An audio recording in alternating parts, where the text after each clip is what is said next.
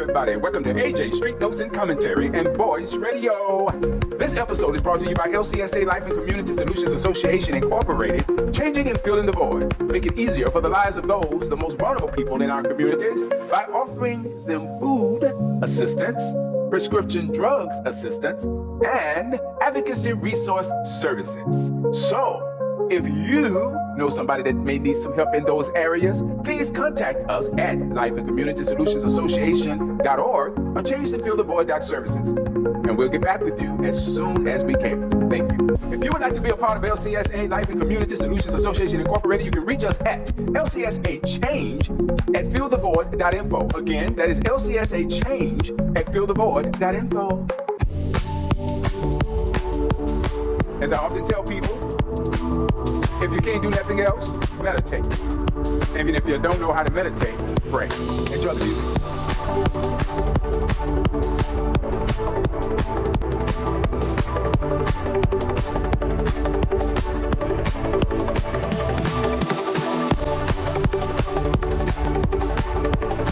You're listening to Street Notes and Commentary and Voice Radio with your host, AJ Copeland.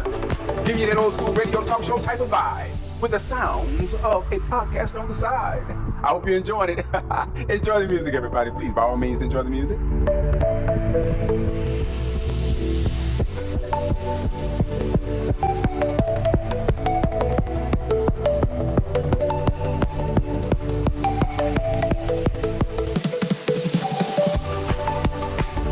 All right, y'all got a few more seconds, and I'm coming back with the topic for today.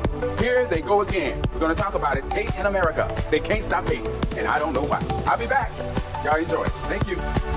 Oh, man. Another day, and here they go again. They can't stop hating. Here they go again. They can't stop hating. Listen, I want you all to think about something as regards to what's happening in our streets in various cities throughout America. And I want you to think about you, us, me, my, I, we, the people. And think about what is it that we are not doing, and then let us applaud the things that we are doing. But is there room for more is the question. And if there is room for more, what does that more look like when it comes to us, the people? I think, in my opinion, that sometimes we waste too much time talking about things that we already know about. I don't hear anything about roadblocks or solutions on how do we stop certain things that we don't like or that we don't agree with. I hear a lot of people say we refuse to give up our democracy. We refuse to let evil prevail. But it's easier said than done. I am not saying that there are not people out here out there doing the damn thing. I'm not saying that everybody is silent, because I would be wrong if I said that. But the core of solutions is when you get a result. And I'm not talking about just verbal. I'm talking about action, changes, when you can see things shifting in a positive direction. That is what I'm looking for. That is the time when I feel that I can celebrate. Not to celebrate anybody's demise, because I don't wish bad on anybody, but to celebrate the fact that we were able to overcome the worst times that we've ever felt in this country. Right now, it's just a whole lot of noise, a conversation. There's a whole lot of pointing fingers, a reminding of us of what we're dealing with, them and us, they and them.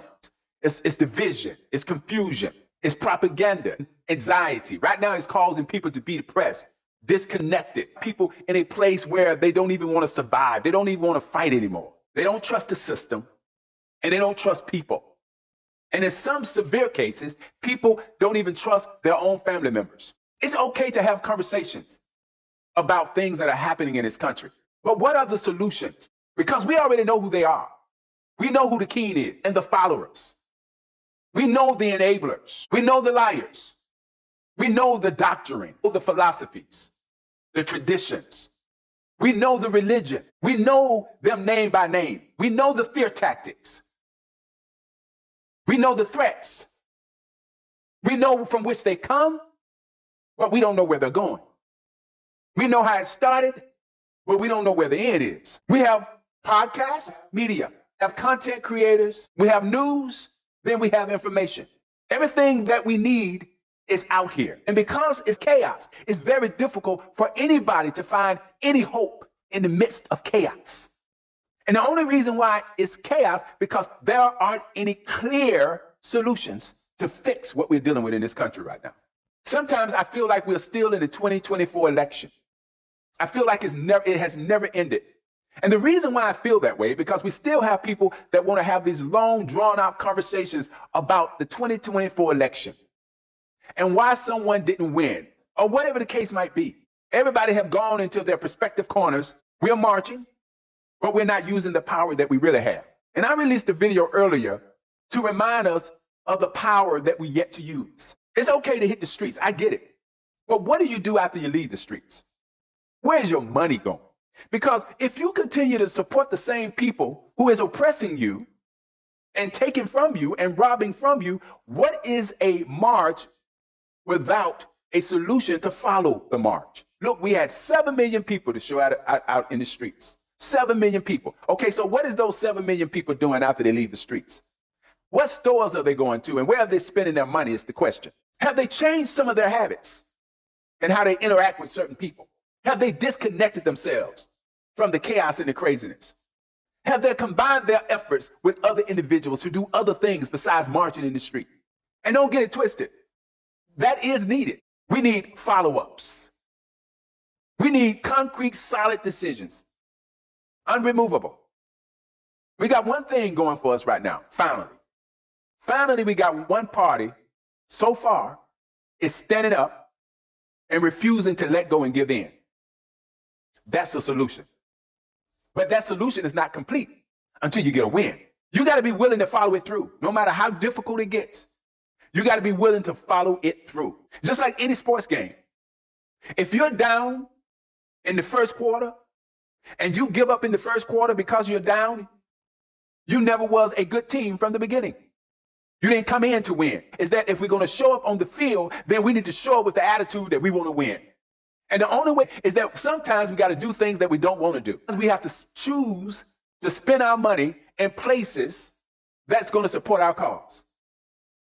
And I know there's a lot of talk right now about this, but why is there so much talk when it could be action, when we can do it? Yes, there have been times when various stores and markets have been boycotted. People say, we're not going to go here. We're not going to spend our money there. But it's temporary. You do it for a day. You do it for 2 days. They lose some money, and then they gain it back. Then they start laying people off and cutting jobs, and they find a way on how to get the money back that they just lost because we're not consistent. Are you really, truly ready to sacrifice for this country is the question? Are you ready to sacrifice for America? Sacrificing means you may have to suffer. I may have to suffer a little bit. They're talking about cutting food stamps in November. That is a major sacrifice because somebody's going to be losing. So how do we respond to that? And I've heard many people come up with solutions. We feed our own. And when I say feed our own, in other words, we're not going to wait on the government to fix the problem to make sure that children are fed. We need to have that attitude with everything.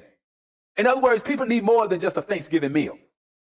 They need a meal past November. And let's not forget that food stamps have been cut a great deal even before this November, where they're just going to eliminate it altogether for that month.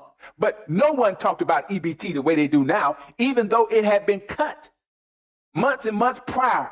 And nobody talked about coming together and feeding the hungry. It always seemed to be around holidays. Thanksgiving is coming up. People are moved to do things because of the holiday. We got to get past that. We got to begin to look out for one another way beyond and past these holidays. Because people need to eat before and after Christmas, before and after Thanksgiving. I just want to say to you that they're not going to stop doing what they're doing.